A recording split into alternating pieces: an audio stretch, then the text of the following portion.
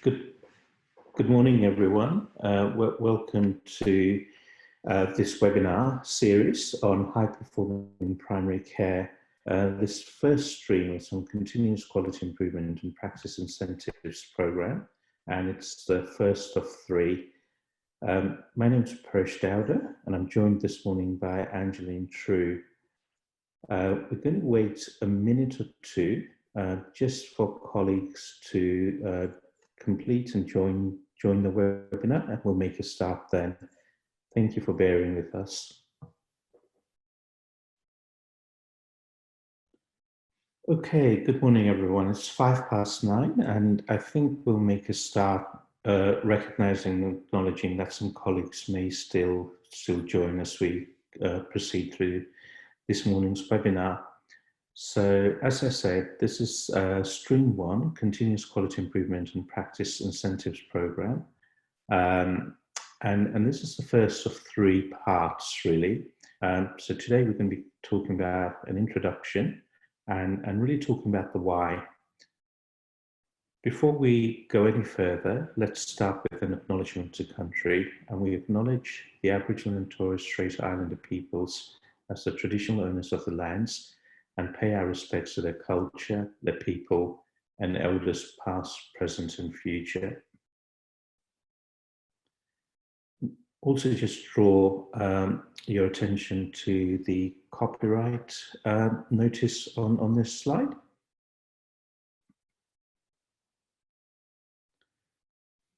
So I'm Paresh Dawda. I'm a GP and I practice, I'm in active clinical practice in Canberra with a focus on patients with complex and chronic conditions. We do a lot of outreach care, a lot of residential aged care, a lot of palliative care, disability homes. I also spend that's about half my week. I spend the other half of my week doing a whole bunch of other stuff, which includes working with the Agency for Clinical Innovation and eHealth in New South Wales, and I have a couple of academic affiliations as well. There's two of us, Angelene True and myself. I might actually just invite Angelene to introduce herself at this point, and then we'll sort of move on. Ange, if I can invite you to introduce yourself. Hi everyone, my name is Angelene True. I'm Principal Consultant at Prestantia Health. We do a lot of collaboration with AGPAL and a lot of collaboration with primary health networks and general practices in terms of high-performing primary healthcare and high-performing general practice. So thank you for the opportunity to join you today. Just in terms of background, I've got a long-standing background in public health services, both in the UK and Australia. I've worked at a commissioning level, and in addition to that, Director of Quality and Safety at ACT Health. Obviously got a keen interest in quality improvement. And I think that's suffice for this point in time, given the fact Paresh is now in control. Thanks, so thank you. So, as Ange said, this is an introduction to the high-performing primary care series.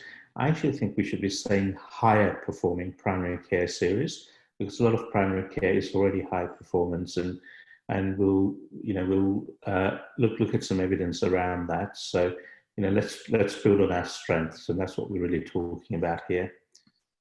I'd like to acknowledge that this series has been supported with funding from the Northern Queensland Primary Health Network through the Australian Government's PHN program, and we're very grateful for that support. So this series of higher performing primary care consists of four topic areas, really. So this is the first one on continuous quality improvement and how the QI PIP fits into that. There's a second one on the RACGP standards, the 5th edition and accreditation. A third one on population health and digital literacy, and then a fourth one on integrated care. And did you want to say something at this point around the high performing primary care series? This just gives you a broad overview in terms of the series objectives. So it's about the building and strengthening workforce capacity, understanding and working to achieve the quadruple aim in healthcare. Paresh will come on and explain quadruple aim. It's about also looking to embed that culture of continuous quality improvement in everything we do. So that will be a theme that actually spans through each of the webinar series that Paresh highlighted there. It's about thinking how we actually link and leverage existing primary healthcare initiatives and resources to help general practice do that. It picks up on digital health literacy and data engagement. So how we use that, how we use data-driven improvement. So how we inform decision-making to drive change, how we can actually increase our digital literacy within general practice to help us do that. It's then about how does that all fit in terms of the sustainable primary care. So later on we'll talk about the fact that actually CQI is here to stay and actually it will grow. But how do we actually use the learnings from the feedback in the QI agenda to actually build a more sustainable primary healthcare sector, and then thinking through how we actually integrate care across the whole health system, working towards a value-based healthcare system. So that's just a broad overview in terms of the whole series. And obviously at this point, stream 1, we're talking about CQI and the PIP QI initiative. Thanks, Ange, for that overview. And before we move on, perhaps just a little bit of etiquette around Zoom and using Zoom. So we really very, very flexible and responsive in the way we want to do this. So it's very conversational. So if you've got any questions, please feel free to type them into the chat room. We will be monitoring the chat room and pausing at points and looking at the chat room and trying to respond to any questions you raise in there. So please feel free to do that. Certainly, I think if you've got any questions, again, pop them in the chat room, and we can sort of invite you in to speak to your question and have a conversation dialogue around that. I think a lot of this is about the conversation and dialogue, rather than us necessarily didactically delivering content. So please feel free to raise questions as we go along. At that point, Paresh, can I also make reference to the workbook? Mm-hmm. So I understand that the workbook has been distributed and it covers all of the 3 webinars. Now, those slides are very comprehensive in the workbook. If we skipped through some slides, don't worry, it was intentional.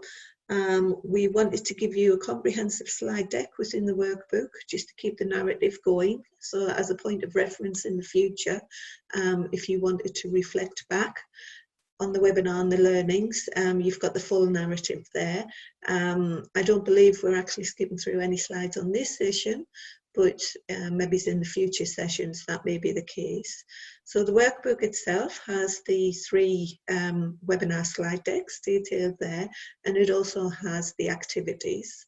So we've got the activities within the slide deck as a point of reference. So some of those we'll actually talk to here, but you'll notice in the workbook we make reference to the fact that some of them are actually best undertaking within the general practice, and they're best undertaking from a team-based perspective.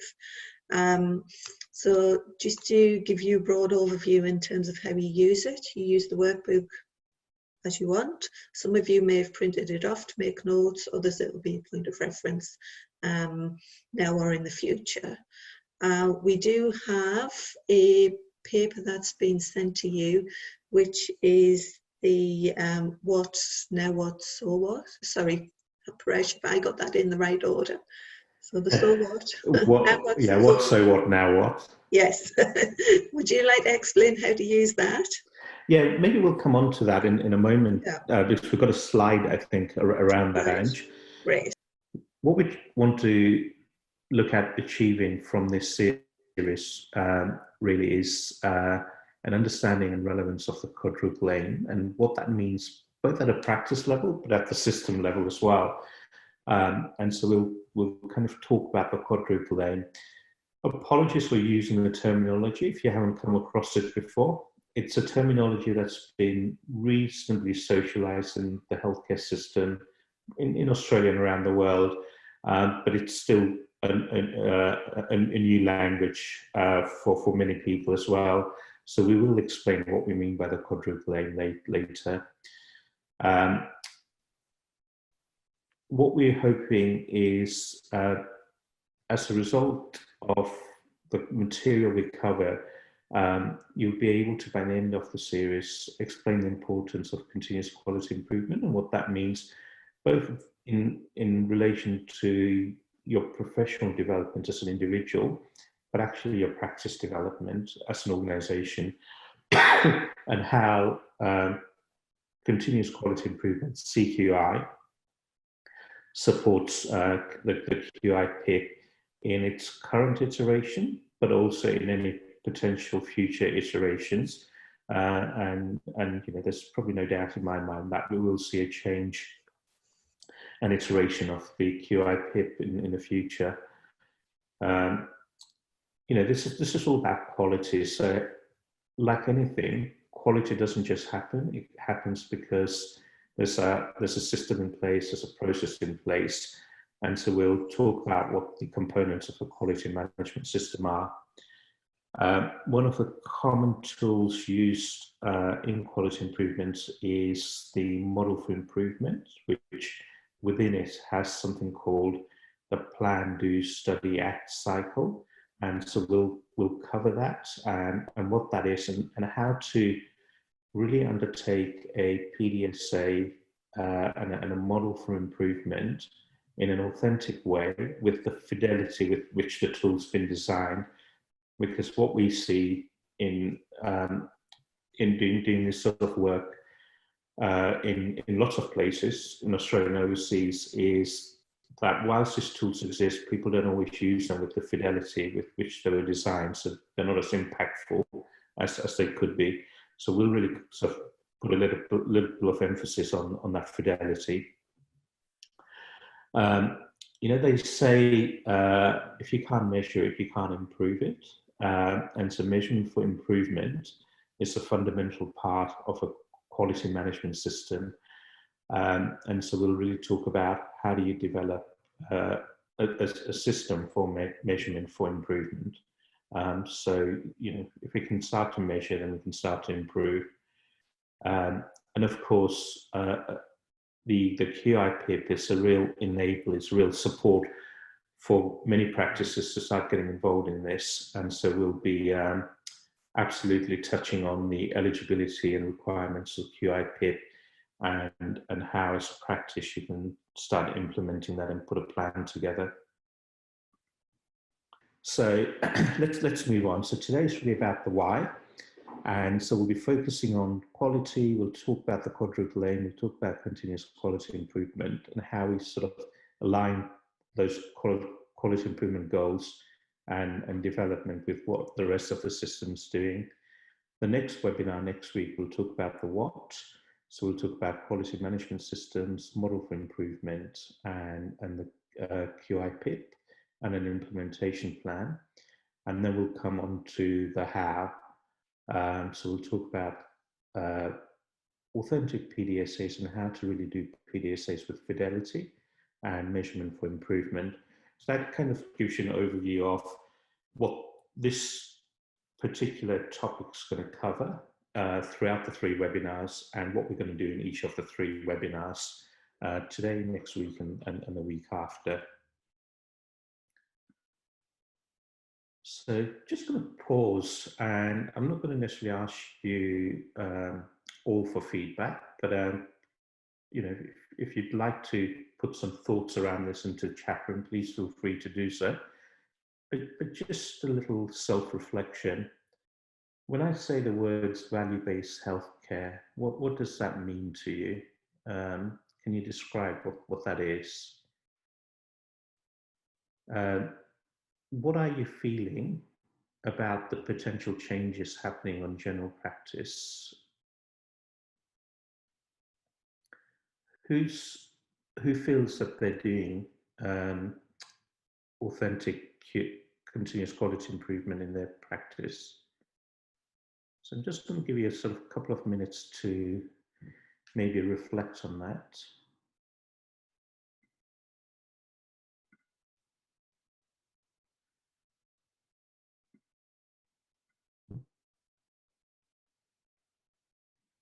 Hi, welcome back, Ange. I think you may have dropped out there. You just on mute, Ange. Apologies, I think everyone's dropped out, Paresh.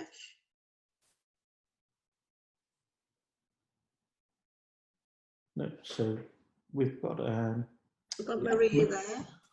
Melissa's there. Can see Maria there with video on, which is great. So I think everyone's still here. Great. Okay. Would anybody like to just think about this self-reflection? Would anyone like to offer their reflections?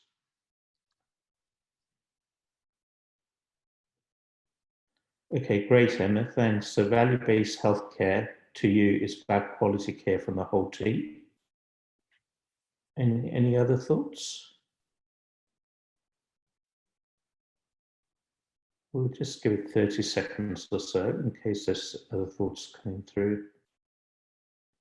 Thanks for that added, Emma. So from the whole team for better health outcomes for our patients and community. Fabulous. Let's move on. And if anyone's got any more thoughts, they're happy to share their reflections. Please pop them in the chat room because we can always come back to them.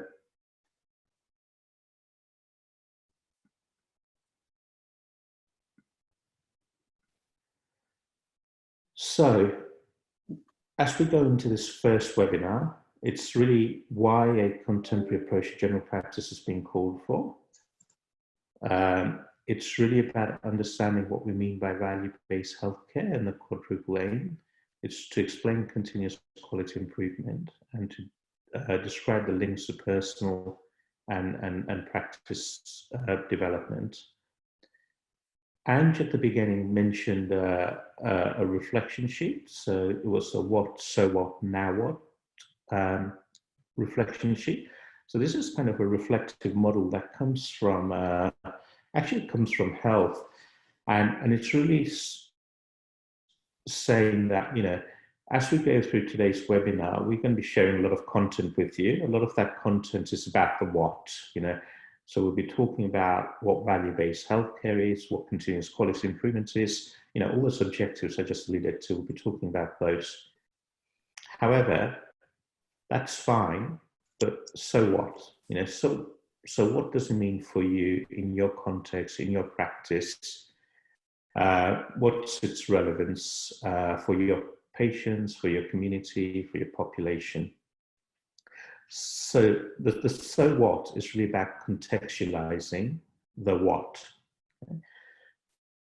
But none of that matters unless you can translate that into the now what. So as a result of what you've heard today and your thoughts around what it means for you and your practice, what are you going to do as a result? So that's your sort of action plan, if you like. As a result of attending this webinar, as a result of what you've heard, as a result of reflecting on what it means for you and your practice, what will you do differently? And so we've used this reflective model for a number of years and found it to be really useful because it helps us translate the knowledge into action, which is ultimately what makes a difference. So I really encourage you to think about that and use this sort of reflective model in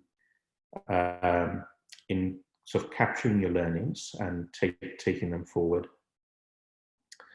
So what we may do is just move on to think about, why do we need a contemporary approach to general practice?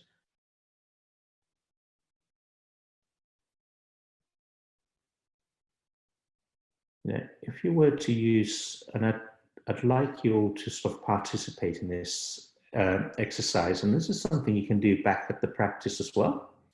What other words you use to describe the current strengths of Australian general practice? You could reframe that within your practice to say, what are the strengths of our practice currently?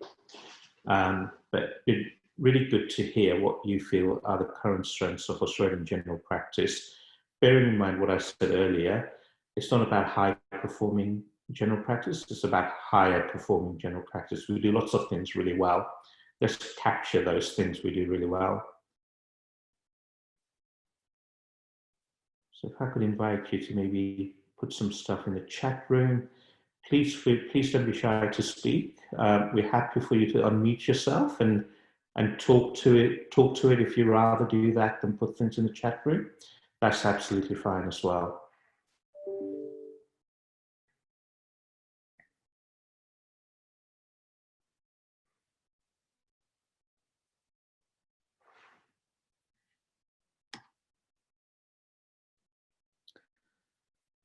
Challenging.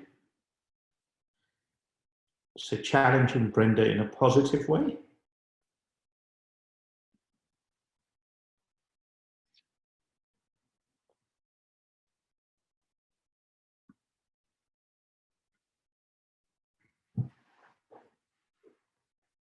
Any other thoughts?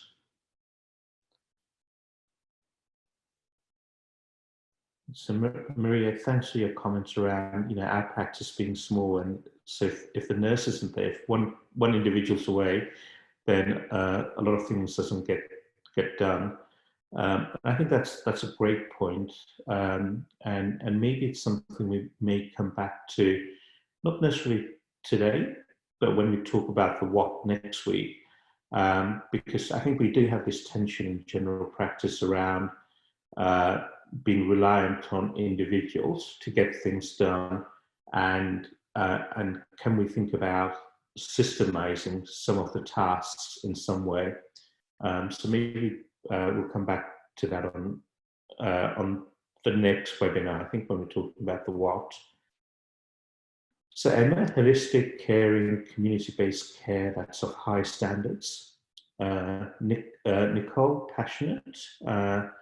Emma, the practice team works together for better health outcomes.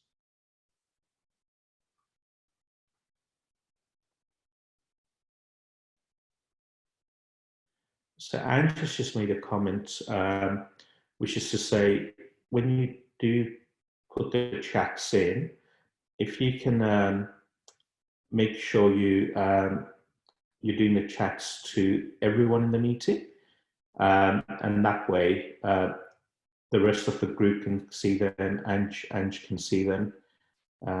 Just a reminder there.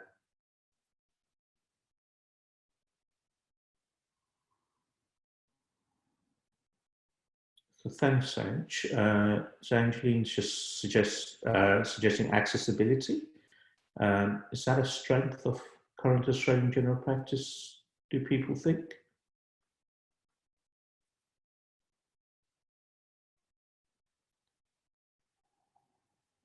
Thanks, Brenda. So continually striving towards quality care for excellent patient outcomes. And look, I totally share the sentiment. There's lots of really strong things about Australian general practice. And actually, when we look at the research out there and we look at the evidence out there, it kind of says that, right? So this is a chart comparing 11 different countries.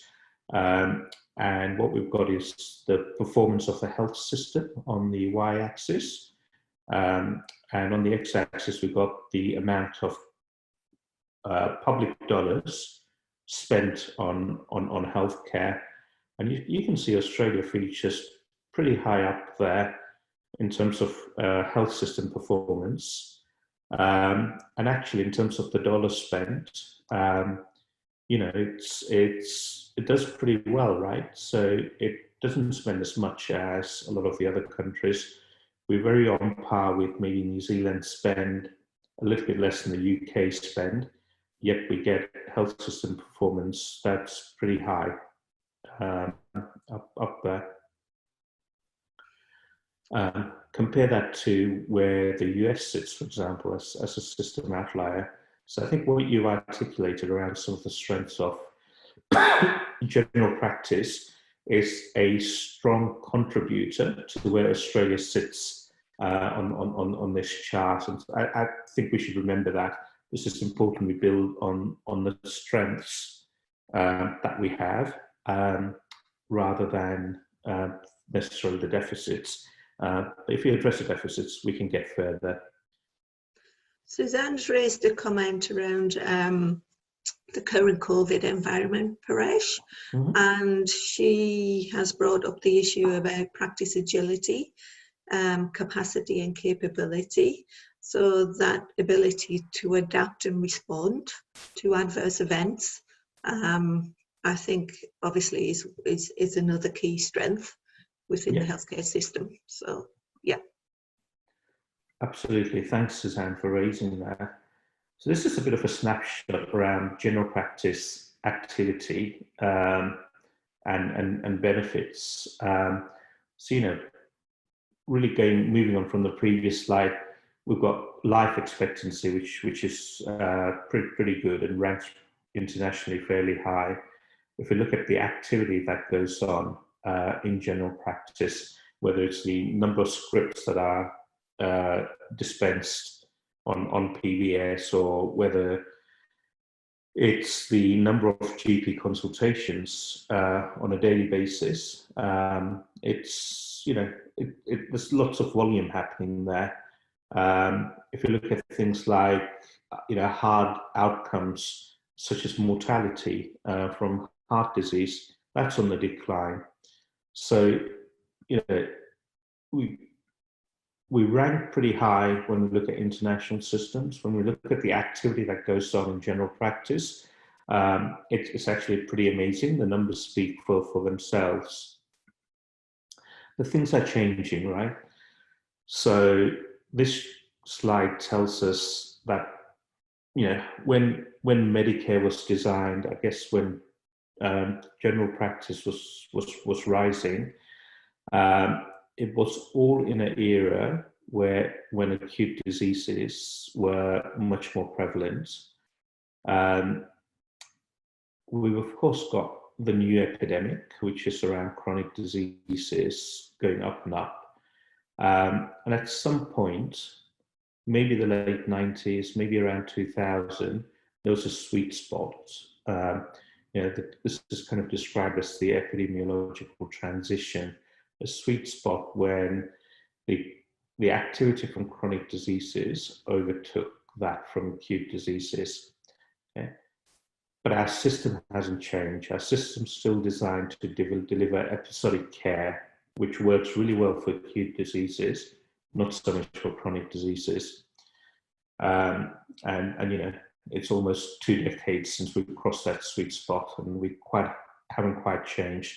The data on the right-hand side of this slide is from the Beach study, and what it really does is it provides some granularity around the fact that the complexity of problems we're seeing in general practice is getting more complex. We're dealing with more and more things in the same consultation, and we're dealing with more and more chronic problems in general practice as well. So, you know, we're doing lots of things well, but we're working in a system that was designed for acute episodic care, not for the changing demographics. And of course, all that means is pressures in the health system, right? So we've got increasing demand, increasing expenditure. Some of that's demographic reasons. We're getting older and people are living longer and hence more comorbidities, but some of it is non-demographic reasons. technologies improving, whether that's digital technologies or healthcare technologies, and they're creating an additional demand. We still have a lot of equity challenges in Australia, where not everyone who needs care gets the level of care they need. So there's a little bit of a maldistribution there. There's a whole bunch of regulatory complexities. The commonest one, of course, is the Commonwealth state divide. But then, within that, we've got sort of the aged care sector and health being different, social care and health being different.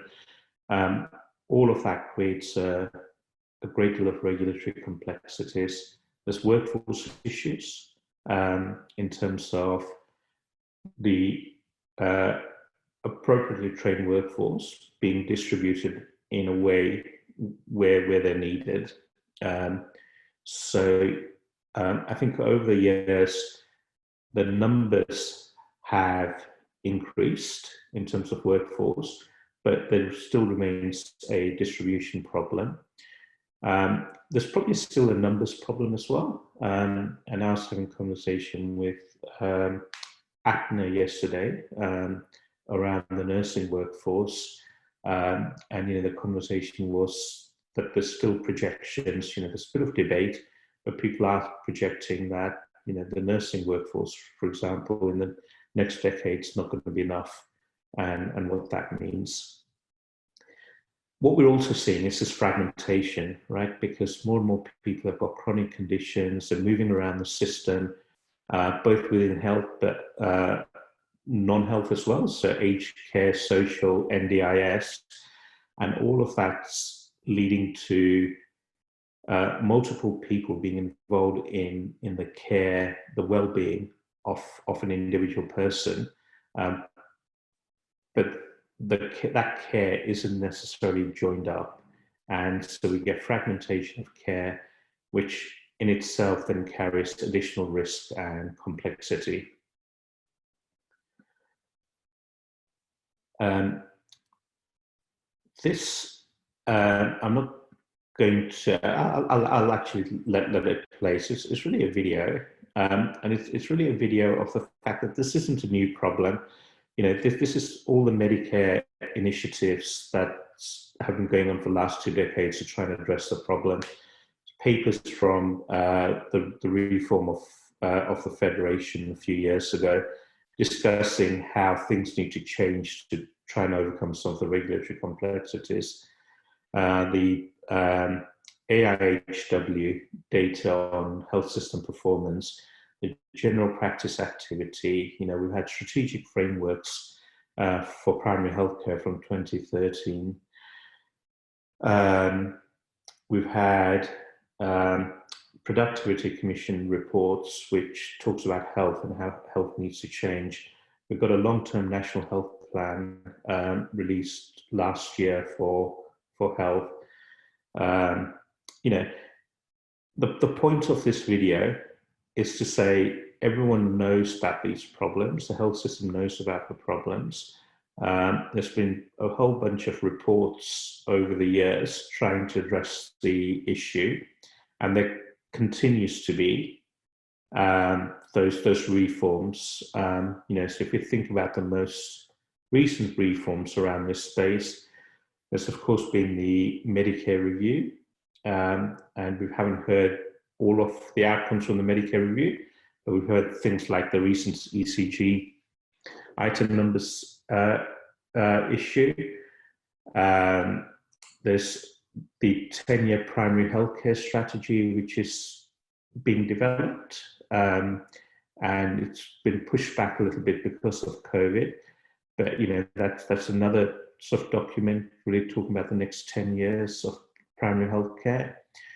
There's been the healthcare homes trial, which is still ongoing, and completes at some point next year. And we've had an interim evaluation from that, and we're expecting a fuller evaluation after it's completed. There's a colleges document around sustainable healthcare systems. There's a consumers document around transforming health.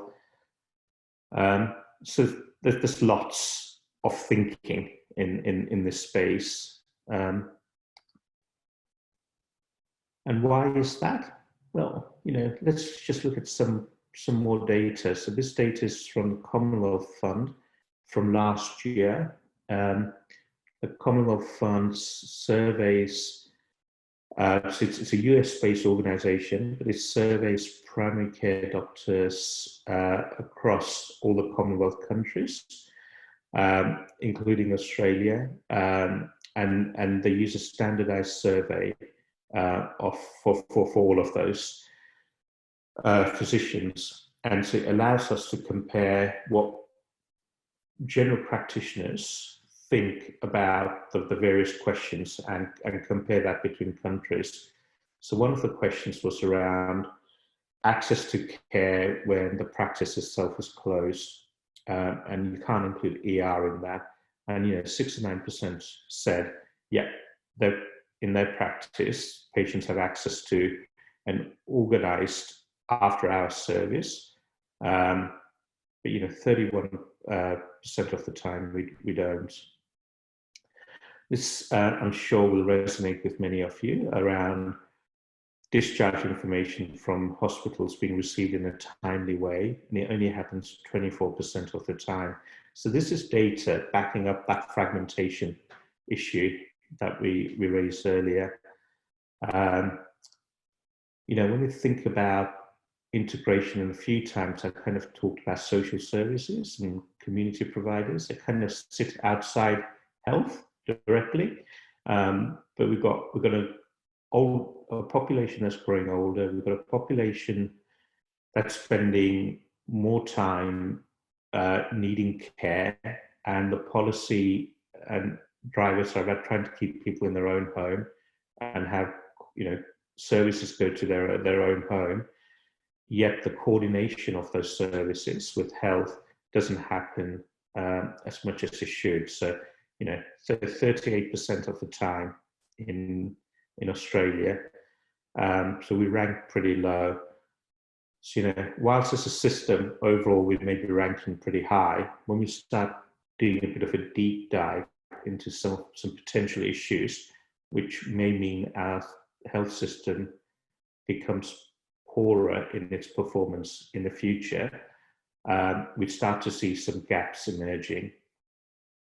This is a slightly older paper which talks about the gaps in care, the care coordination gaps, and at least a quarter of Australians experience care coordination gaps. When we think about the use of technology, and technology is pretty prevalent, and so the ability to book appointments online, refill prescriptions online, view your own test results online, or view your visit summaries online.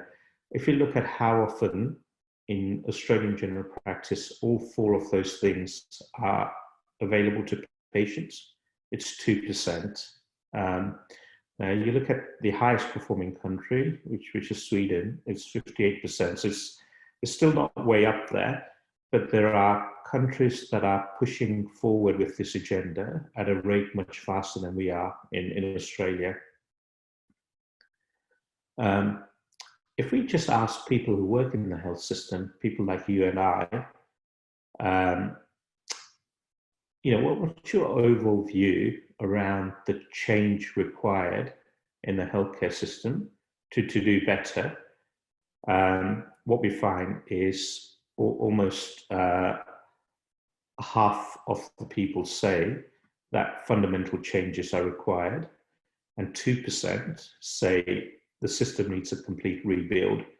All right, so the majority feel a significant change is required in the health system for us to do better.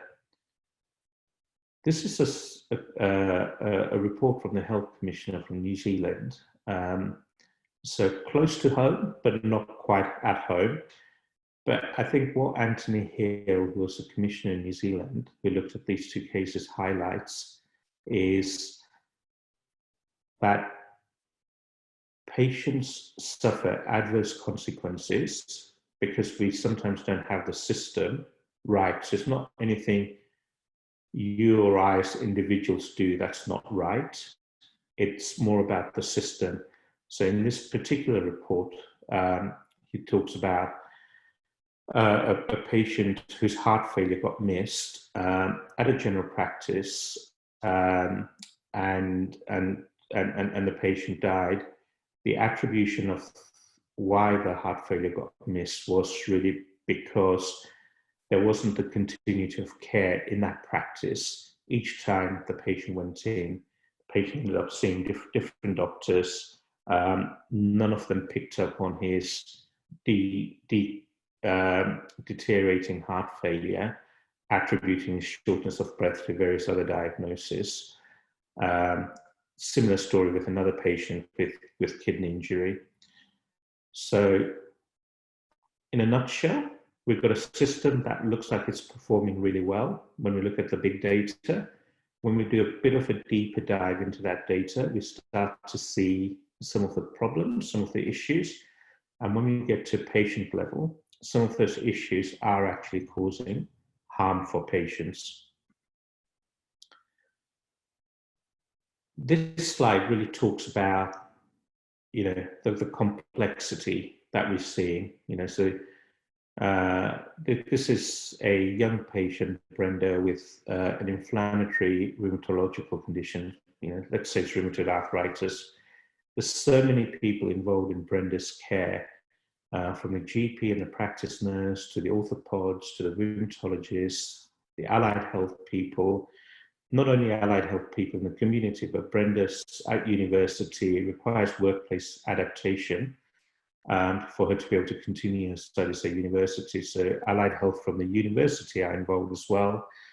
There's of course all the diagnostic services, pathology and imaging, but there's also the disability area and the disability sector, who don't necessarily always speak very well to health, and health doesn't necessarily speak very well to them. So here we've got three sectors involved in Brenda. If Brenda's going to get optimal outcomes that she would want from her life, she needs good health, she needs good education, and she needs support with her disability. So we've got the disability sector, we've got the education sector, and we've got the health sector, who need to be involved and connected. Are any of them connected? Usually not. So I'm just going to pause that. That's an enormous amount of information. The idea of going through that data was to try and help us think about why. Why is quality improvement, why is continuous quality improvement important at general practice level? I'm just going to pause and invite you to ask any questions you have around that, any comments, any reflections. And remember, as you're thinking about this, remember the what and the so what that we talked about earlier. You heard me talk about a lot of data, but so what? What does it mean for you? What does it mean for your practice? I'll just pause, and again, feel free to type things in the chat or unmute yourself and speak to it as well.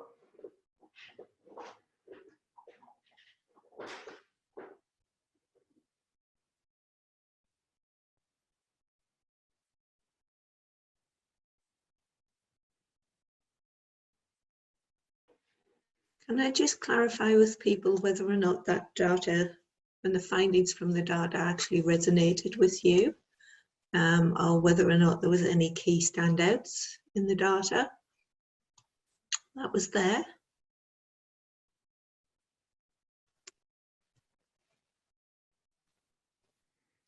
I saw someone was trying to put an annotate there. Thanks. There's some comments coming through. So Maria, thanks for your comment around issues with the internet and living in the tropics being like living in a third world country. There's a question here from Roslyn saying, what does holistic care mean to you, Emma? Emma, did you want to talk to that? And again, please feel free to unmute yourself.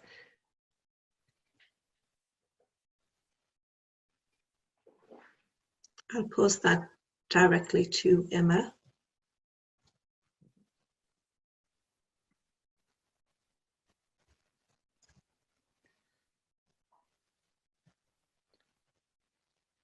Okay, so Emma says she'll come back in a minute, but Suzanne said to see the patient as a whole person involving mind, body, and soul, not just a diagnosis.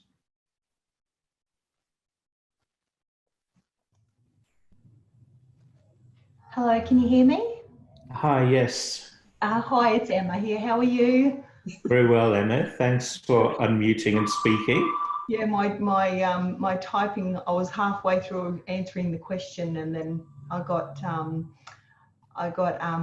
the message from Angelene. So holistic care for me, or for our practice, is working as a team to give to actually acknowledge the patient's issues, having them talk to the different professionals, be it coming right from reception right through to our nursing team, our medical assistants, our doctors. So we're actually providing a whole care to that patient. So you're actually looking at not only their acute issue, their physical, emotional, social, economic, spiritual needs, so to speak. So we're actually looking after the patient as a whole and their individual needs. I hope that answers the question.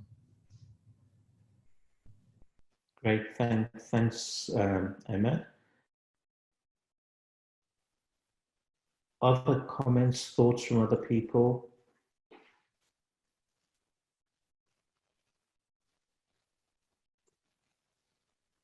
Can I throw a question out there, Paresh? Yeah, absolutely. Yeah, the question is, does holistic care extend beyond general practice if we're looking after the holistic needs of individuals?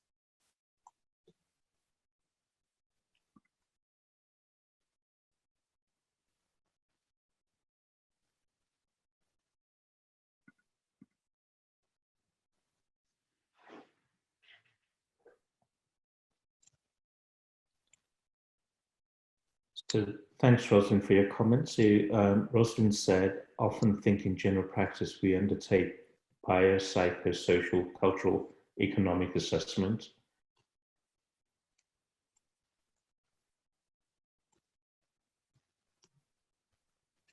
Can you think of the early days in our career, Paresh? So I'm not telling you how many moons ago that was, but when general practice used to be perceived to be the gatekeeper to healthcare, as in the gatekeeper to acute services, and sometimes that's still referred to, but my perception is that general practice is now the gateway to services. And we need to think in terms of where does general practice sit within that broader service system. And picking up on the issues earlier when we talked about challenges of coordination and integration, what's the role of primary healthcare and general practice fundamentally in terms of thinking about how we address the holistic needs, is my point of view, obviously. Yeah, no, and thanks for sharing that. And I really like that sort of change of word from gatekeeper to gateway. It has a lot of resonance. What do others think?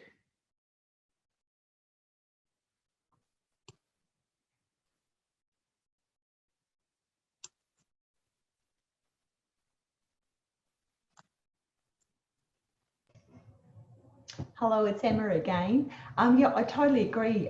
General practice is a gatekeeper to the other services provided to patients, or the specialist allied health services, etc. And I think that a lot of times the doctors are expected to know a lot more. Like they have to know, like a mechanic. There's different areas of a mechanic position, looking after a car, and doctors have to do the same. So and it can be challenging because some areas aren't exactly in their, you know, be it area of interest or knowledge, or, you know, it's outside of their scope of practice sometimes, but it's pushed back on them. So I think that, I think in general practice, they need a little bit more support than sometimes the expectations of what government and other health professionals have on general practitioners. And they need to be supported a lot more. Thanks, Emma. Yeah, absolutely. So it's about how do we enable general practice to be better supported to do some of these things. And you know, that includes, you know, that could include financial support, but a lot of it could be non-financial. So how do we build the capacity and capability of general practice to do some of that connecting? And just seeing Rosalind's comment come online as well in the chat about the fact that it's team-based, so it can be overwhelming to do that biopsychosocial, cultural, economic assessment. You know, there's a lot of expectation there, but using a team to help deliver holistic care makes it much more manageable. So thanks for your comment there, Rosalind, around that. There's also something as well, Paresh, in terms of the patient resource themselves, and considering obviously in-person centred care, the resources the patient has and how we can link and leverage them, how we can build their capacity and capability as part of the care team. Yeah, look, absolutely. And I was part of a panel on a webinar with Consumers Health Forum yesterday lunchtime, just about that. It was really about patients as partners in their care, and how can we enable patients to do and support their care themselves more as well. So absolutely agree. So look, we might move on. Sorry, Paresh, there's one more posting. So, oh, okay, I'm sorry, I missed that. Yeah, so Geordie mentioned the issue around patients seeing up to 7 different doctors with the same problem without getting a diagnosis over 2 years. And to me, I think that's fairly reflective of that New Zealand case study you presented, because fundamentally that was one of the findings of the commissioner over there in terms of that lack of continuity of care. Contributed to that adverse event, which was the death of a patient due to misdiagnosis and mismanagement. Yeah, absolutely. It's interesting, you know. So I've done a lot of thinking in this area, and I think we have a tension in primary care. You know, we have a tension between access and responsive services and continuity of care. So we've got increasingly good evidence and robust evidence showing continuity of care, particularly for people with complex and chronic conditions, leads to better outcomes and actually improved mortality. There's a paper in the BMJ 2 years ago, which was really good and showed the benefits of continuity of care. Yet at the same time, we've got a societal expectation and a political expectation around providing quick access and responsive services. And so there's a tension there between providing continuous care or providing quicker access. And so I guess in my mind, that's something we as general practices need to think about, is how we balance that tension and try and get the equilibrium right with that. And Andrea, thanks for your comment that's just come on around, I think you sort of implying that the risk of fragmentation with pharmacists doing more and more, such as vaccinations as the example. So, and Andrea's asking what everyone else thinks about that. So feel free to respond in the chat room, but in the interest of time, I'm going to sort of move on, but don't let the conversation stop. Let's keep the conversation going as well, albeit digitally. So, you know, where have we got to so far in today's webinar? We've kind of looked at why all of this is important. And what we're beginning to hear more conversation about is something called value-based healthcare and the quadruple aim. We're hearing a lot of conversation around this in the US. We're definitely hearing quite a lot in the UK, in New Zealand, and in Australia now as well. I think it's being talked about a lot. So we've now got a Centre for Value-Based Healthcare in Australia. We've got a lot of health systems talking about the quadruple aim. We've in fact got the College of GPs vision document talking about the quadruple aim. So you can see this kind of terminology is beginning to become quite socialized, particularly around the healthcare reform stakeholders. I don't think it's necessarily filtered down to everyone at grassroots level and within general practices, but I do think it's an important construct and concept that would be useful for us to understand at a practice level, because I think some of what we see is going to be as a consequence of this. So what we've got is a definition for value-based healthcare, which is really that health outcomes that matter to patients relative to the resources or costs required over a full cycle of care. So there's some key words there. Okay, so keywords are outcomes that matter to patients. All right, so let's just think about what might those be and how do we actually capture them in the system at the moment, and do we? And that's almost a numerator in this definition. And then there's a denominator in this definition, which is the cost over a full cycle of care. And in some ways, that's perhaps the simplest definition that I've seen of value-based healthcare. There has been a lot of debate about this in academic circles, and there's a European society which have sort of expanded the definition of value-based healthcare to talk about 4 pillars. So in fact, we only got 3 pillars listed here, but they talk about personal, and then they talk about technical, allocative, and societal value as well. But look, I don't think we need to worry about the complexity of the definition at this stage of value-based healthcare. I think we just need to be mindful that this is something that's being talked about quite a lot. And what it's really about is healthcare outcomes that matter to patients. And that's the important bit. And then there is the cost denominator,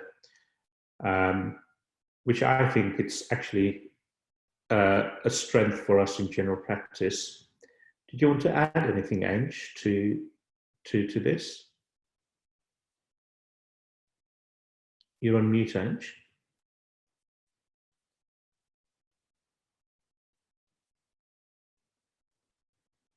Sorry, Paresh, everyone. Not necessarily. I just want to sort of highlight the fact that we're actually the whole of the health systems on a change journey. So we can see conversations organised, established to actually drive value-based healthcare. I see LHDs and PHNs picking up on the conversation now and thinking about how you drive value-based healthcare at a regional level. And I think what we'll see over the next 10 years or so, I think we will see a change within the healthcare system. But what will happen, I suspect, is the fact that we identify what's important. So as you rightly say, what matters to the patient and how do we tailor services. to address patients' needs, aspirations and goals. And then how do we look to drive more efficiency and effectiveness, picking up on the denominator around the cost. So how do we make a more cost-effective healthcare system to drive system sustainability in that respect? So I think we're all on that change journey. Some of us maybe have the language, but actually I don't think we've yet got the solution. And I think that will be cleared out at a regional level. And it will drop down into general practice, and it may well be perceived drop down to a personal level as well, but not yet. So things like the introduction of person-centered medical home model, I think is reflective, obviously picking up on the centrality of the patient and the patient goals. I think that's a useful illustration of how models of care may change to work towards value-based healthcare. So we've got a question, it's a question from Rosalind in the chat, which is ABIs on people without symptoms low-value healthcare? So I'm just going to ask Rosalind for you to just confirm. I'm assuming you're talking about ankle brachial pressure index, ABPI? And screening people for peripheral vascular disease? Yes, Paresh.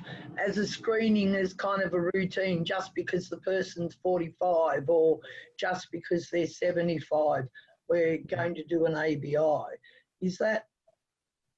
Is my understanding of low value based healthcare heading in the right direction? Yeah, so I think you raise a really, really interesting point there. So, and there's a rebate for ABPIs, right? So I can't remember what it is. It's $50 or something like that, isn't it? So that's the denominator, which is why I raise it. What's the numerator? The numerator is about outcomes. Is it yielding an outcome that's helpful, particularly from a patient's perspective? I don't know the answer. I'd be really interested to see what others think. I think it's a really, really great example of a conversation around value-based care.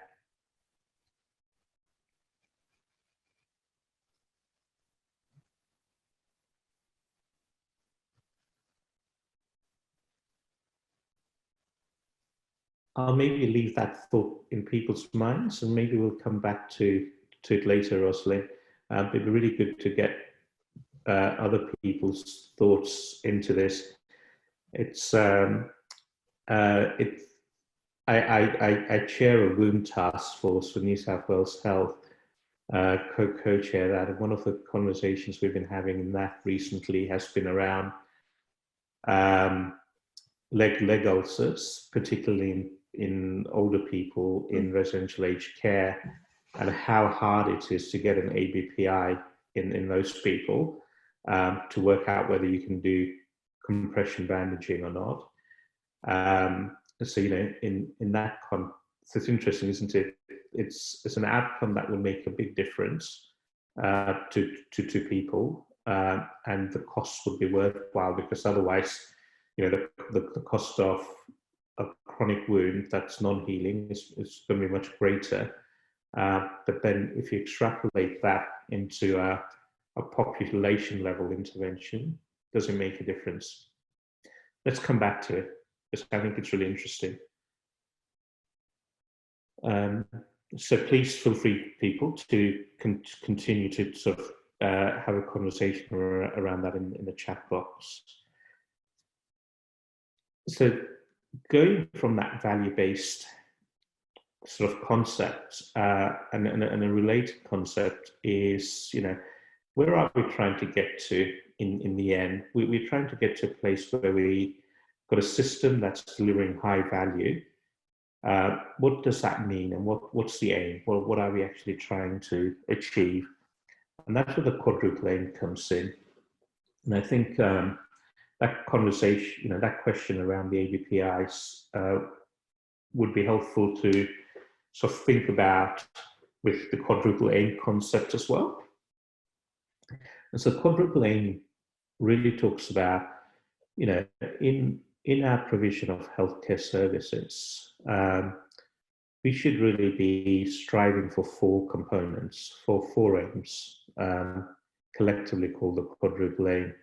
The first is around, let's enhance the patient experience. And I mentioned that I was part of a panel yesterday on the Consumers Health Forum, and I was talking about person-centered care on that webinar.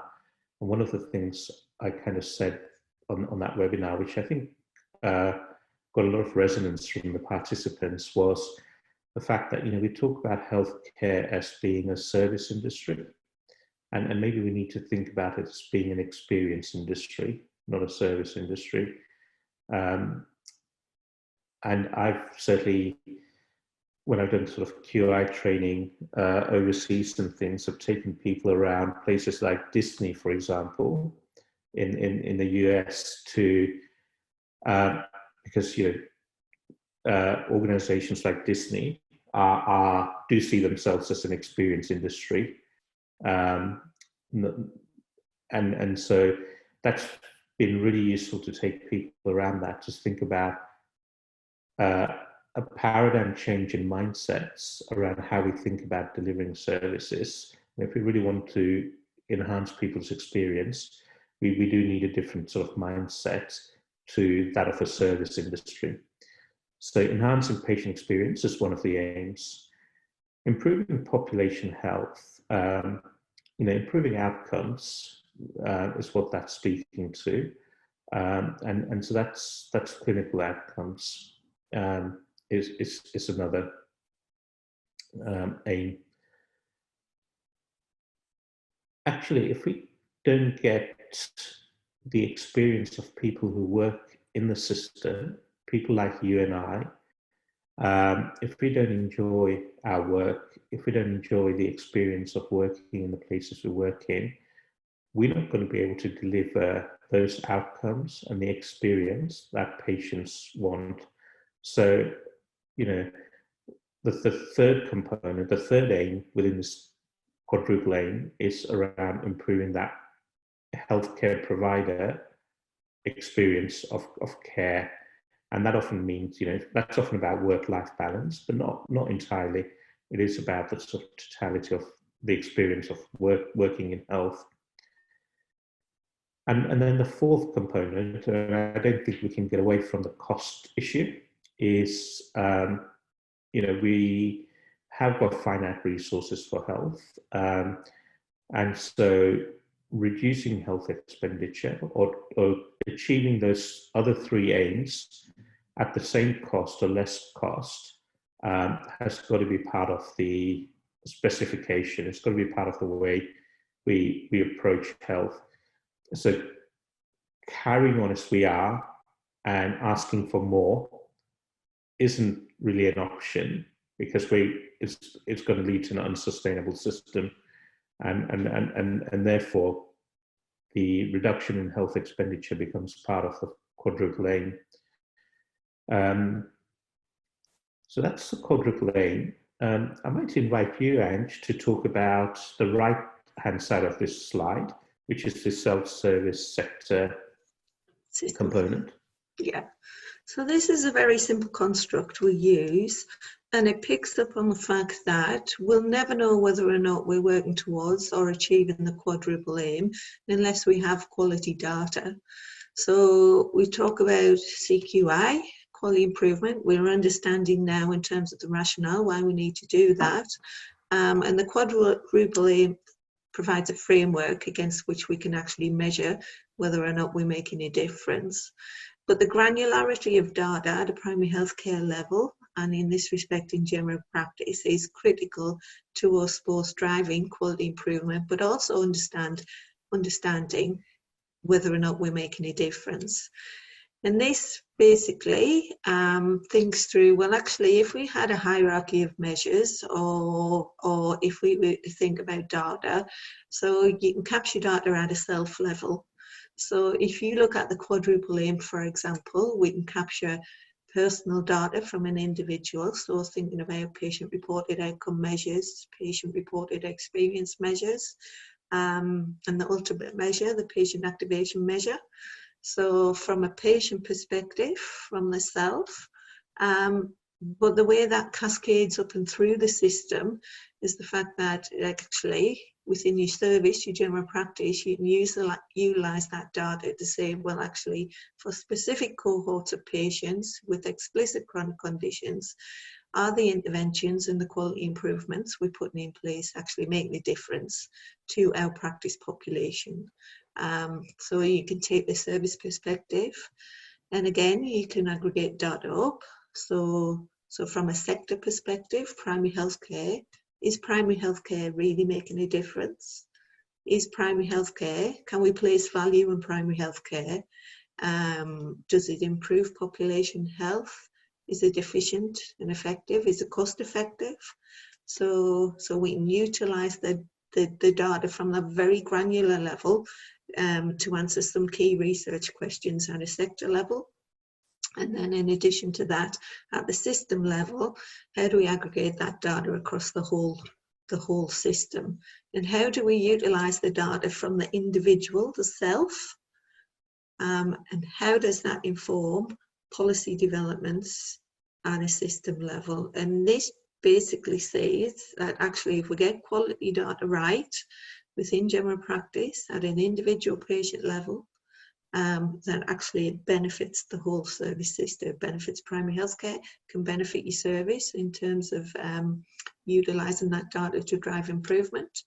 But not only does the self perspective actually sit with the patient, it also sits with staff within general practice as well. So if you think about that third aim there, about work-life balance for healthcare providers, it's thinking, rightio, then how do we actually take this staff experience data?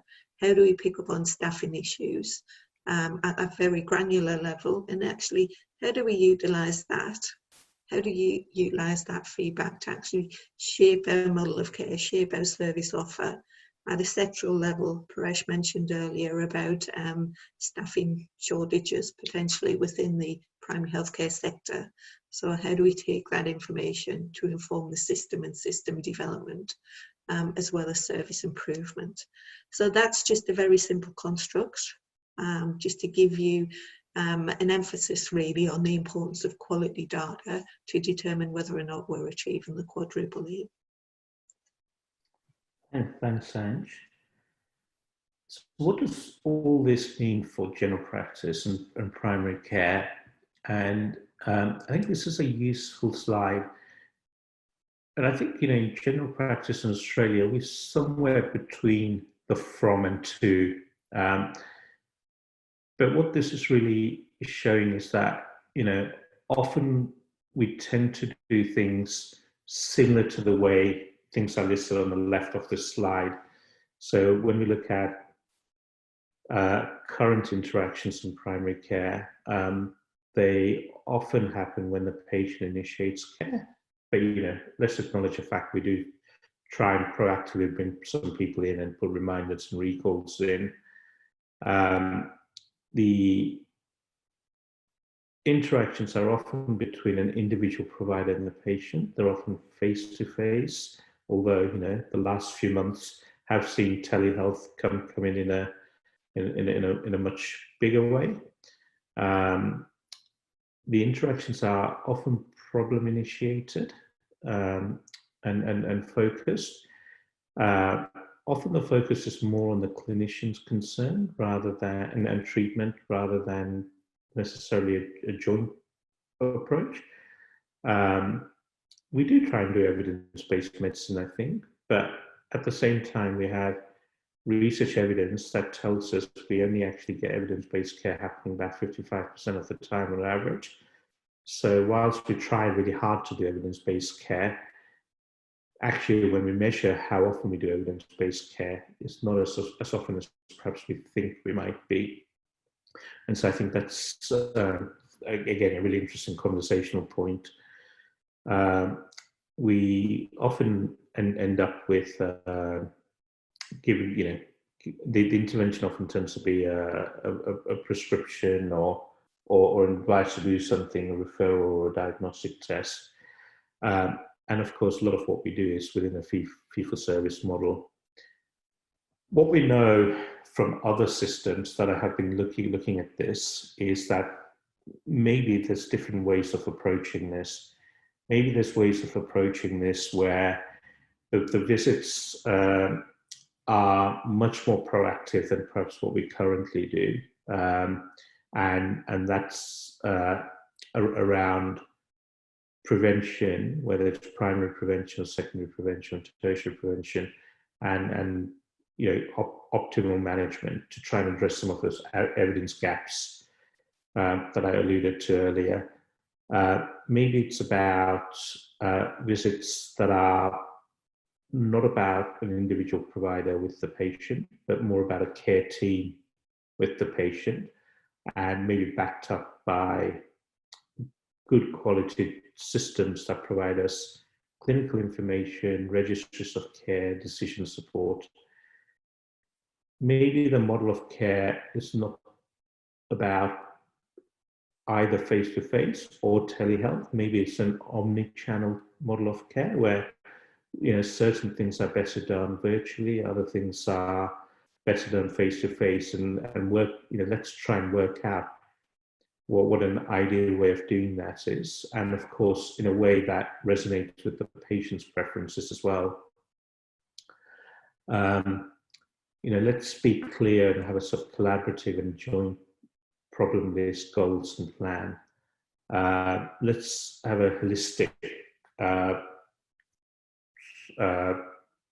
sort of plan that integrates prevention, chronic disease management, and the acute needs. Let's end up with a shared plan of care and follow-up. And it's interesting, as at a meeting yesterday evening with a geriatrician talking about potential research projects, and one of the ideas we landed with was something around the fact that I was reflecting on a couple of patients who are elderly, they've got multimorbidity, yet they still see the cardiologist, they still see the renal physician, they still see the respiratory physician.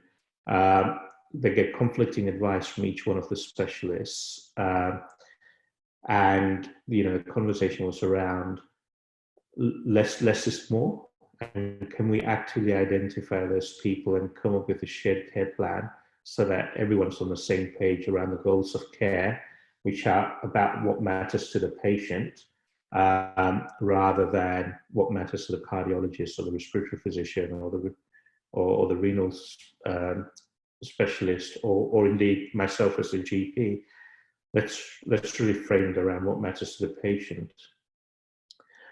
And so when we started talking about that, we talked about how do we measure outcomes, and we talked about something called the AGPAL framework, which is, if you go back to value-based care, the AGPAL framework's a set of indicators we can use to measure value, so that numerating the value equation around outcomes that matter to patients.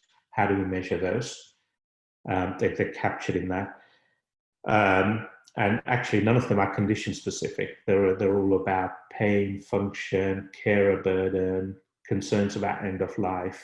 So can we realign payment systems to pay so we're achieving those outcomes rather than a very transactional model?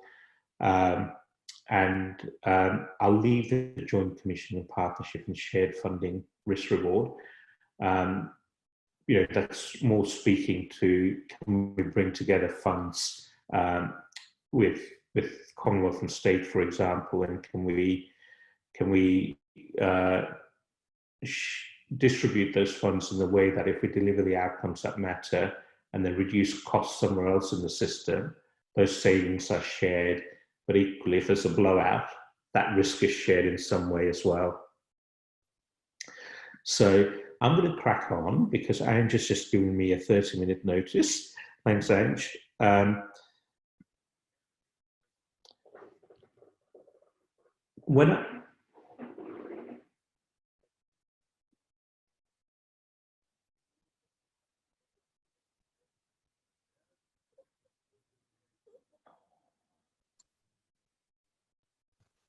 you there, Paresh?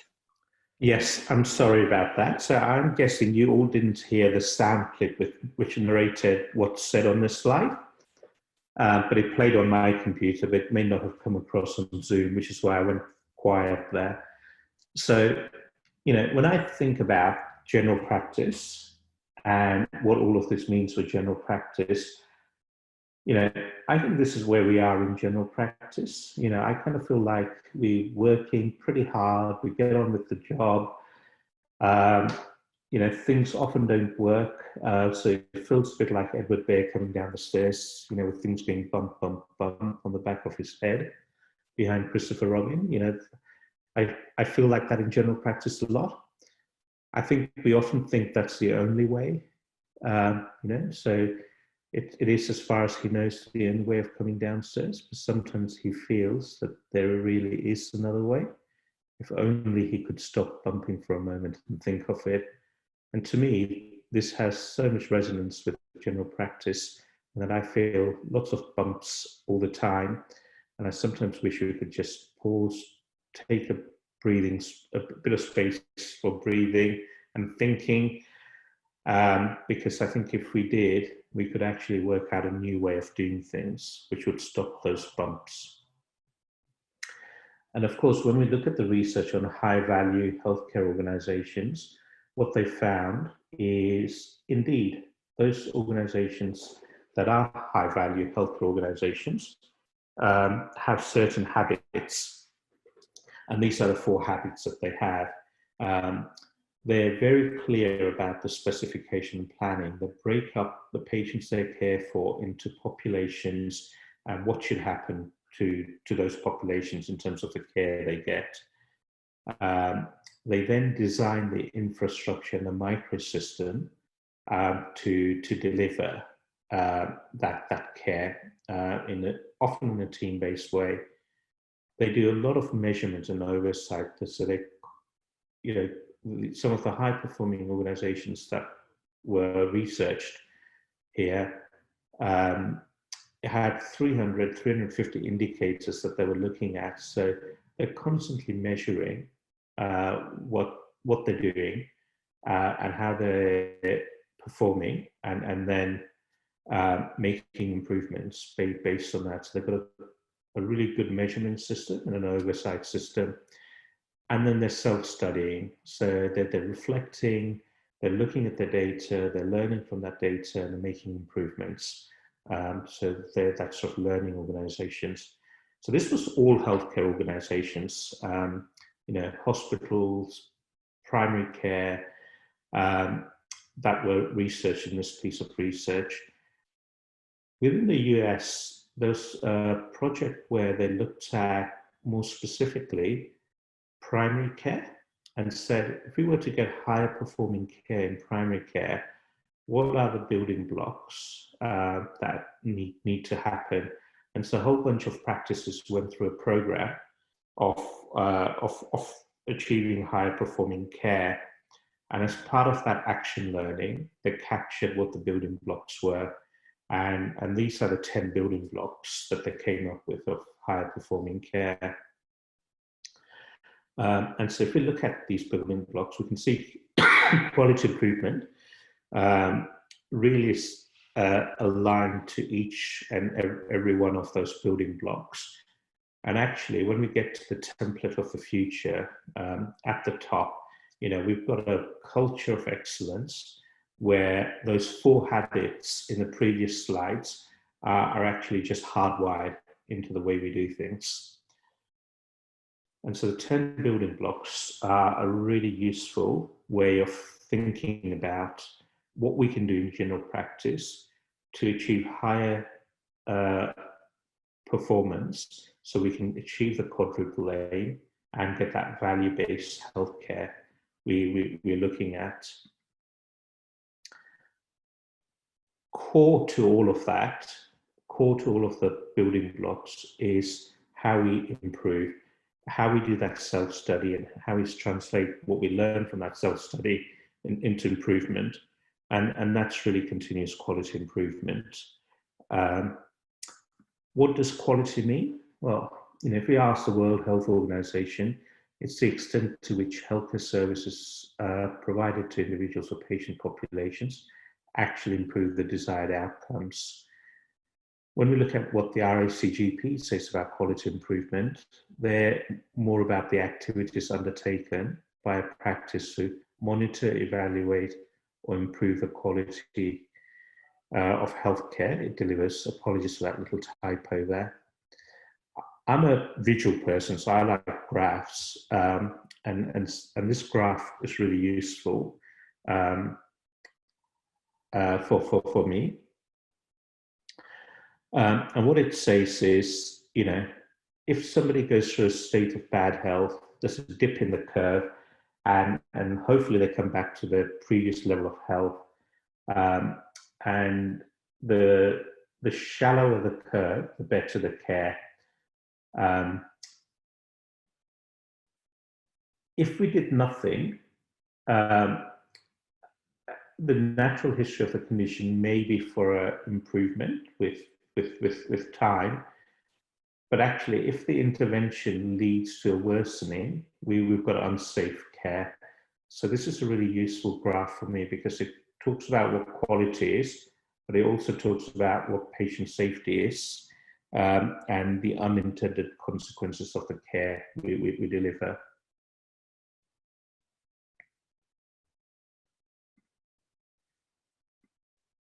The Institute of Medicine, and in fact the World Health Organization as well, sort of went on to define quality using six dimensions. And actually the first one of the dimensions was patient safety, which is why I like that previous graph, because it captures that.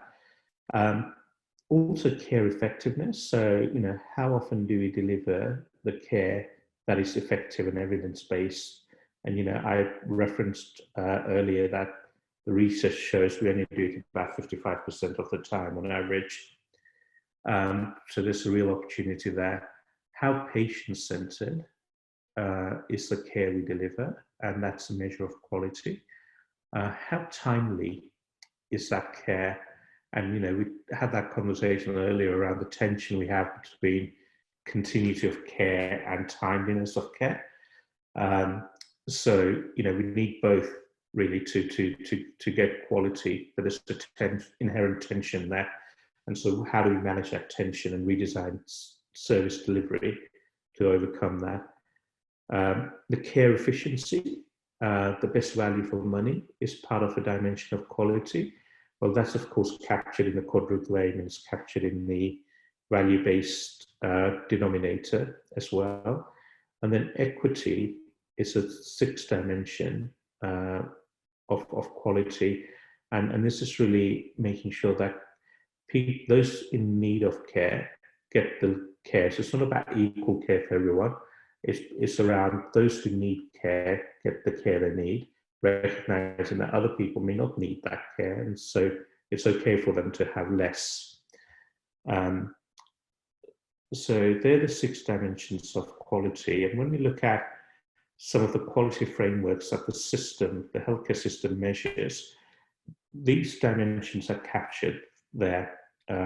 So whether it's the Australian Health Performance Framework or the KPIs from the primary healthcare, Indigenous Primary Healthcare Indicator Set, or the quality framework for PHNs and their performance, or QI PIP, which is beginning to align some of the measures around these dimensions of quality we spoke about.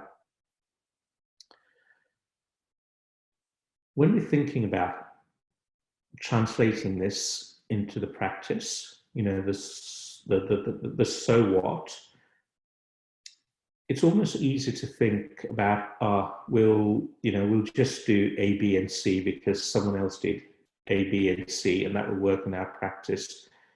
And what one of the gurus of quality, a guy called Edward Deming, said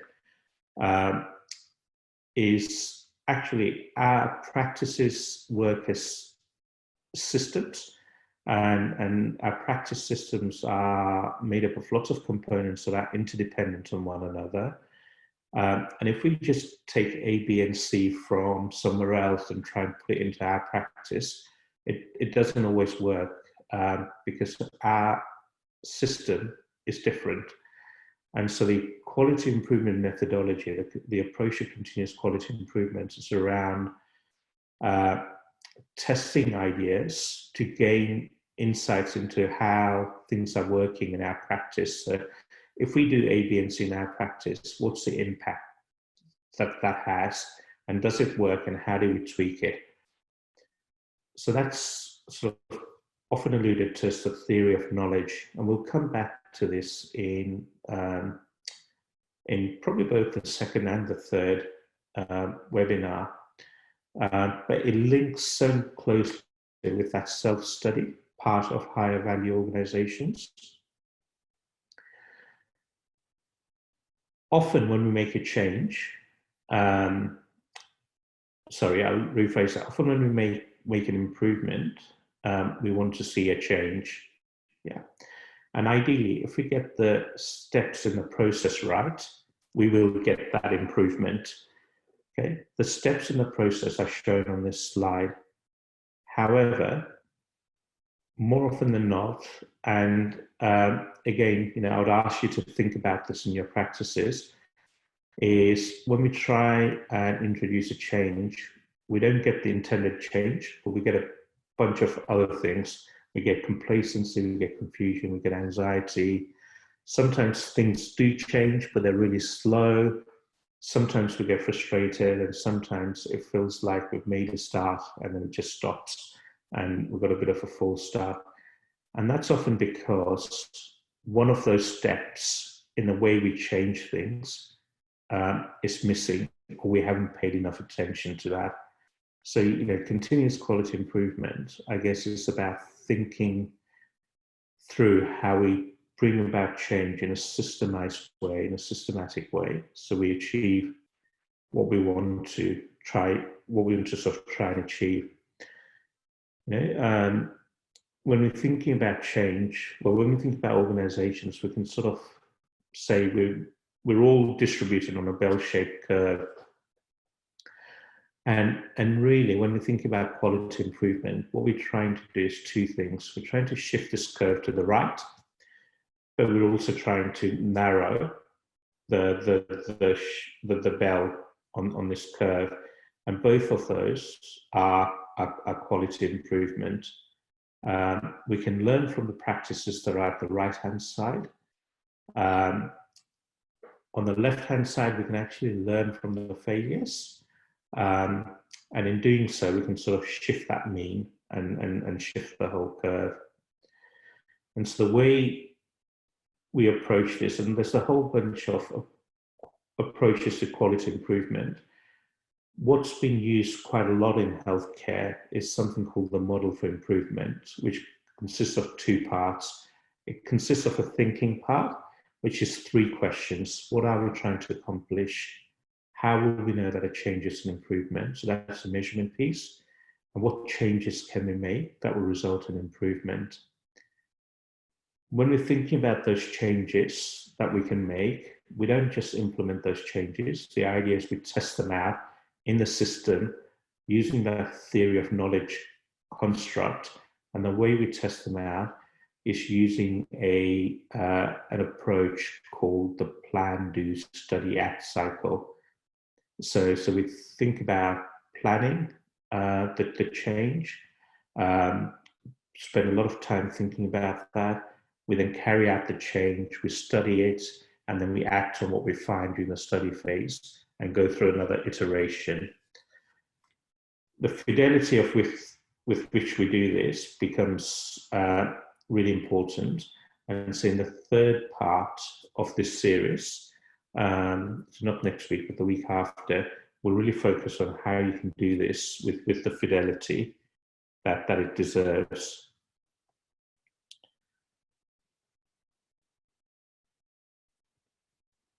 So when we're thinking about quality, and when we're thinking about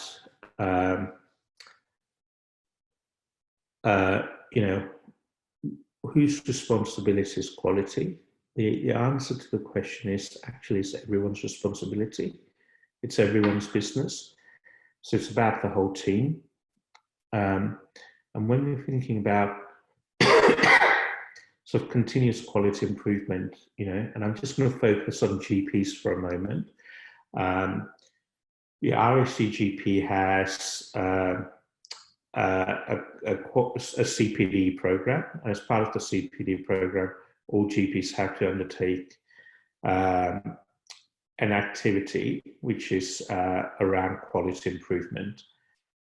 Now, the definition of the activities within the quality improvement part of the RACGP CPD program, it can be a whole bunch of things, and they're sort of listed on the right-hand side. But you'll see that that plan, do, study, act cycle is actually one of the things within that as well. So engaging in continuous quality improvement can help GPs achieve some of their personal development goals, which are around CPD. Some of the other things that are listed there, whilst allow for personal and professional development, don't necessarily allow for practice development. The great thing about CQI and the model for improvement and PDSAs is it can actually cut across both, support personal development, but also practice development as well. Can I interject, Paresh, very quickly, if you wouldn't mind going back a slide? So when you look at this as well, there's also highlights the issue that the CQI activity to achieve your CPD points in this respect as a GP needn't necessarily be prescribed. So in that middle column there, it can be identified within QI reflection. So if you were adopting a data-driven improvement approach, reflecting on the results within the practice, and then the general practitioner in this respect, picking up on a need to address an issue, implement a change, and work towards improvement. And that also picks up on the potential for PIP QI measures. But over and above that, so if we're moving around the PCMH model where we actually had the arrow drawn up to high-performing primary healthcare of the future, it's about utilising the data for the practice to determine themselves where their QI activities should take place, and then the practice having the ability to then pick that up, drive forward with change to work towards improvement. Thanks, Ange. Ange also alluded earlier to, when we're having that conversation about holistic care and the bigger team and actually thinking about working with outside the practice as well as within the practice. So this kind of medical neighborhood or healthcare neighborhood type of construct. And another activity to consider at a practice level, which is in your workbooks, is around with what you're trying to achieve. Is there a common objective that others may also be trying to achieve with their continuous quality improvement? And if so, is there an opportunity that exists for you to collaborate on continuous quality improvement and work together and share learnings and develop a little bit of a community of interest around that? And did you want to add anything to this activity? No, other than to say it's documented in the workbook. So you can either do this on a personal reflective level or undertake it as a team activity. I think it's probably best done as a team activity and would probably benefit by having some of general practice allied health or some of the community allied health involved as well where possible. But I'm just thinking that we need to understand what each stakeholder's obligations are when it comes to CQI, and then look at how we link and leverage those responsibilities to work together collegiately to drive quality improvement at self-service sector system levels. So nothing more than that from me, Paresh. Thanks. Great, thanks, Ange. When we're thinking about, the competences we need for continuous quality improvement, in my mind, there's broadly two. One's what I call the anatomy of change. So it's the technical stuff. It's the model for improvement. It's the PDSAs. It's how we use data. It's the digital literacy. So we'll be talking about some of that technical stuff in the next two webinars. The other component is not so much the anatomy, but it's the physiology. So to get life, we need both anatomy and physiology, and change, I think, is the same. There's the hard technical side of change, the anatomy, but then there's the softer physiological side of change, which is the leadership and the interpersonal skills. And we need competences across all of these three to get impactful change, rather than complacency or false starts or confusion, as we saw in that slide earlier. Again, within the workbooks, there is an activity to help you think about continuous quality improvement and against these competencies.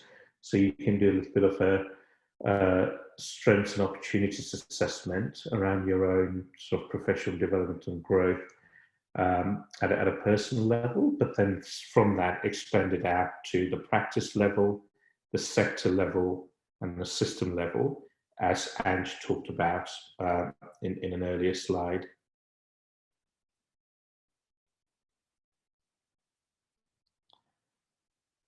I guess one of the things we wanted to sort of just talk about is, engaging people in quality improvement is as much about the improvement of the organization and the practice as it is about personal development and growth. So bringing those two together is is part of what we're trying to achieve here. I just noticed a comment which is why I sort of got a little distracted there from Rosalind, which I think is really actually great, around a reference, the how to move beyond quality improvement projects in the BMJ. Rosalind, did you want to say anything particular about the article?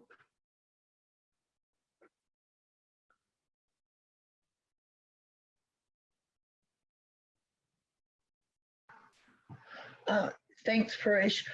Yes, I came across it 6 weeks ago, and it talks about the different roles that are required in the team members to move a project or an improvement through the stages and the importance of the collaboration. And I really find it useful. It identifies particular roles for each of the team members as well. And I just find it really useful in helping bring it all together. Yeah. Great, thanks Rosalind for highlighting that paper. I agree, it's a great paper.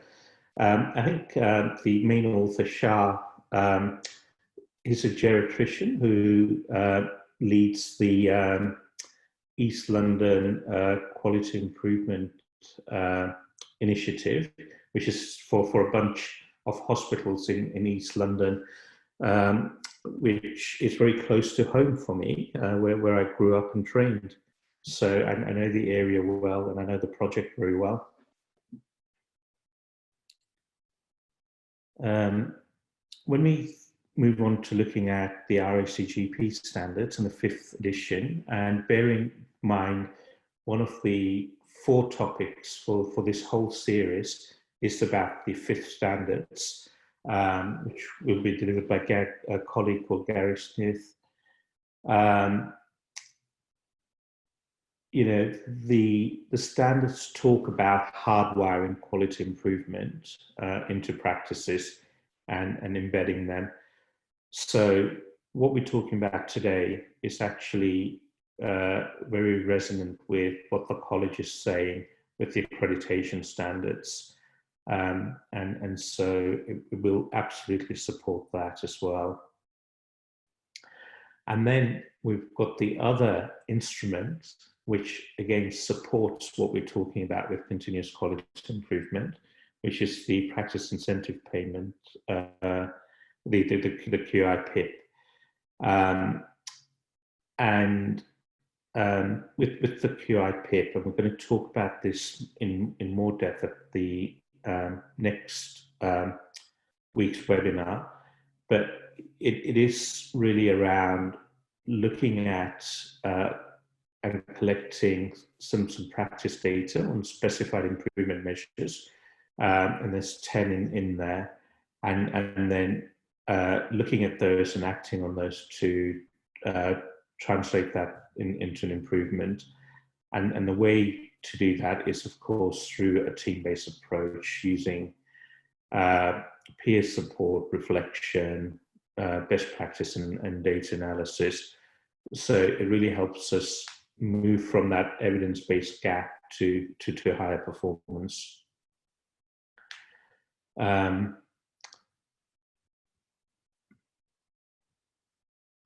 Ange, can I invite you to talk to this one?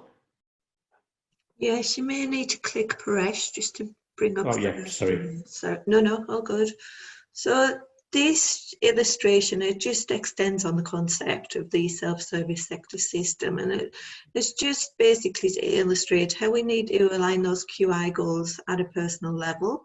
So if you look at the yellow arrow, the next click, Paresh, thank you.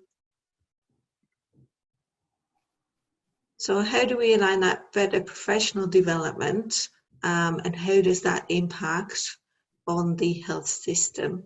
So we think about that personal development, personal level, our professional development. How does that then impact on the team and how we operate as a team? So collaborating with CQI, and the importance of collaboration within CQI. How does that impact on practice measures as such? The broader healthcare neighbourhood, as Paresh illustrated in the system. And if we're all working towards better patient outcomes and experience, and better service and system performance, so pick it on both efficiency and effective measures. Again, this just basically conjures up that image around the fact that actually investment in both parts will drive improvement across the whole service system. And I think just building on what you said earlier, Paresh, I think PIP QI, I think is, and also the RACGP standards with emphasis on CQI, is illustrating to me, within the Australian context, the fact that quality improvement within primary healthcare will become a bigger agenda as we move forward. I think the CQI PIP picks up on the fact that encompasses payment for quality. And if we think about all of those policy frameworks and also the performance frameworks that were illustrated in a previous slide, we can see how that can expand and grow within the primary healthcare sector and general practice specifically. Thanks, Ange. So we're pretty much on the final leg of today's webinar. And as we get into the last couple of minutes, I'd like to just sort of recap and close. So this topic on continuous quality improvement in the QI PIP is it's a three parts topic. So what we really focus on today is the why. Why focus on quality, what the quadruple aim is, continuous quality improvement, and then aligning those CQI goals and developing. So the why is really important because, as Brenda's comment says, you have to have an engaged group across the team to make CQI work. The team must understand the concept, or there's confusion, reluctance from the group, as previously noted. I think that was picking up, Paresh, in terms of why change fails and those key components of why change fails. Yeah.